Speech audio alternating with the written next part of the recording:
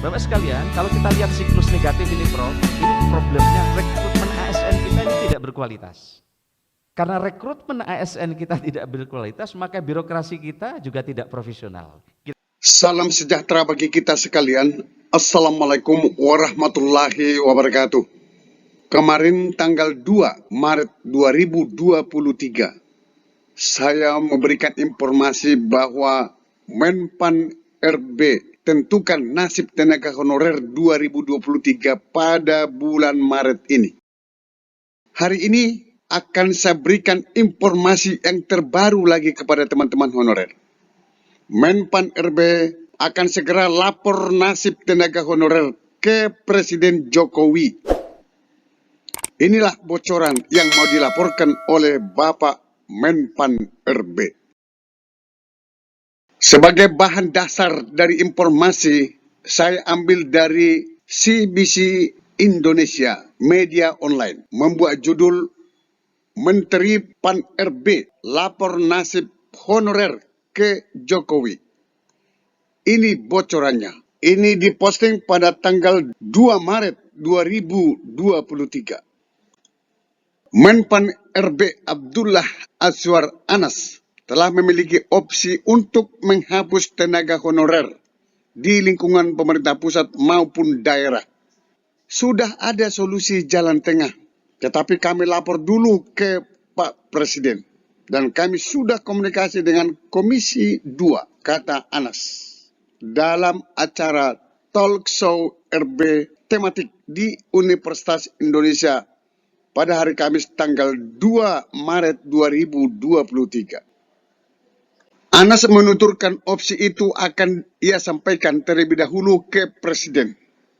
Siang ini pun, maksudnya siang ini pada tanggal 2 Maret 2023.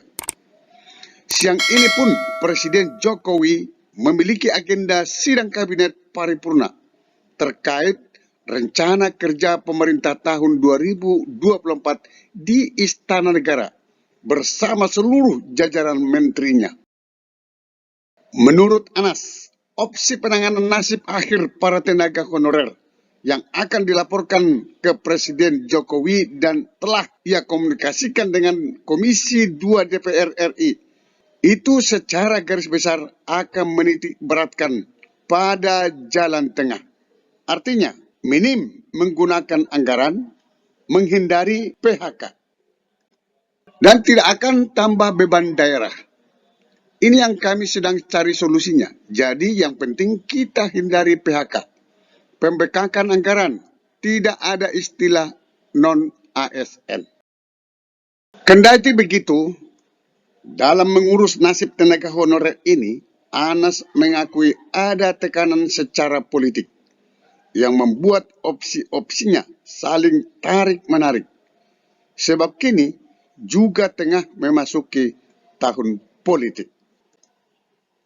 Dari penjelasan tadi, apa sih bocoran yang kita dapat yang akan disampaikan oleh Menpan RB ke Bapak Presiden Jokowi? Yang pertama, hampir dipastikan non-ASN dihapus. Yang kedua, tenaga honorer akan tetap bekerja, tidak ada di PHK. Tetapi tidak menambah anggaran, tidak menambah beban daerah, dan juga tidak menambah honorer. Itulah bocoran yang kira-kira kami dapat yang bisa kami informasikan kepada teman-teman tenaga honorer.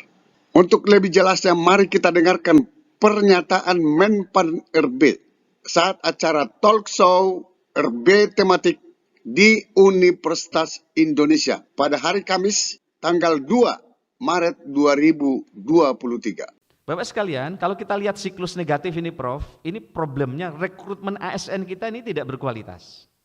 Karena rekrutmen ASN kita tidak berkualitas, maka birokrasi kita juga tidak profesional. Kira-kira begitu. Karena tidak profesional, maka pelayanan publik itu lambat dan tidak berkualitas. Nah, karena tidak berkualitas, maka investasinya juga terhambat. Nah, karena investasi terhambat, maka lapangan pekerjaan sulit didapat. Nah, karena sulit didapat, maka pengangguran meningkat. Karena pengangguran meningkat, maka Pemda akan didesak untuk menerima ASN termasuk non-ASN. Ini para bupati saya kira mengalami ini. Nah, ke depan kita dorong ke siklus yang positif ini, yang sebelah kanan. Nah, rekrutmen ASN kita berkualitas. Maka kalau berkualitas, birokrasi kita insya Allah profesional. Kalau birokrasi kita profesional, pelayanan publik kita cepat dan berkualitas, dan kalau itu terjadi maka investasi kita akan meningkat. Dan setelah kita meningkat tentu lapangan pekerjaan akan terbuka lebih luas, maka pengangguran akan berkurang, maka tekanan untuk merekrut ASN berkurang sehingga Pemda bisa fokus melakukan reformasi birokrasi. Ini adalah siklus-siklus atau sistem thinking yang ingin kami sampaikan kepada kita semua bahwa ini tugasnya bukan hanya tugas pemerintah pusat, tapi tugas kita bersama. Oleh karena itu, Prof dan teman-teman, kami sudah bertemu dengan Asosiasi Para Bupati seluruh Indonesia. Kami juga berkomunikasi dengan para asosiasi wali kota dan provinsi bersama teman-teman BKN, Paguyuban untuk mencari solusi. Alhamdulillah insya Allah sudah ada solusi jalan tengah, tapi kita sedang akan laporkan dulu kepada Bapak Presiden dan kami sudah berkomunikasi dengan Komisi 2, kita sudah akan temukan jalan tengah tanpa menambah anggaran karena coba tadi kebijakan itu yang penting tidak nambah anggaran, yang kedua tidak nambah orang dan tidak akan menambah beban bagi daerah. Inilah yang ke depan sedang akan kami solusi. Jadi yang penting kita akan hindari PHK, menghindari pembengkakan anggaran, tidak ada lagi istilah non-ASN. Meskipun Prof kita ini sedang ada tarik menarik sekarang ini, seperti tarik tambang. Silakan slide-nya. Nah, tarik tambang ini biasanya ini kan antara birokrasi berkelas dunia yang disampaikan oleh Prof Kunchoro tadi dengan birokrasi yang sebelah kiri. Nah, ini kalau mau pemilihan bupati ini yang kiri yang menang biasanya ini. Nah, ini apalagi sekarang ini tarikannya ke kiri nih. Gimana non ASN? Padahal dulu sepakat ada undang-undangnya 2018 ada PP-nya bahwa tahun ini terakhir. Tapi begitu mau masuk politik enggak terakhir ini. Terakhir setelah pemilu. Nanti setelah pemilu masih terakhir lagi. Dia ngasih cerita ke saya nih Pak Bima ini saya. Nah, inilah saya kira dilema-dilema yang kita hadapi, tapi mohon mari kita urai bersama.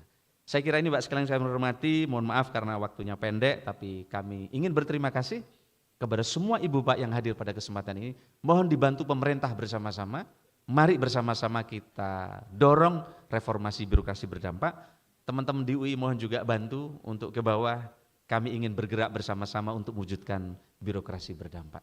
Inilah saya kira yang bisa kami sampaikan, terima kasih. Sampai ketemu pada video berikutnya di channel ini. Jangan lupa dukung terus channel ini dengan cara klik subscribe, like, dan loncengnya. Semoga bermanfaat. Wassalamualaikum warahmatullahi wabarakatuh. Shalom.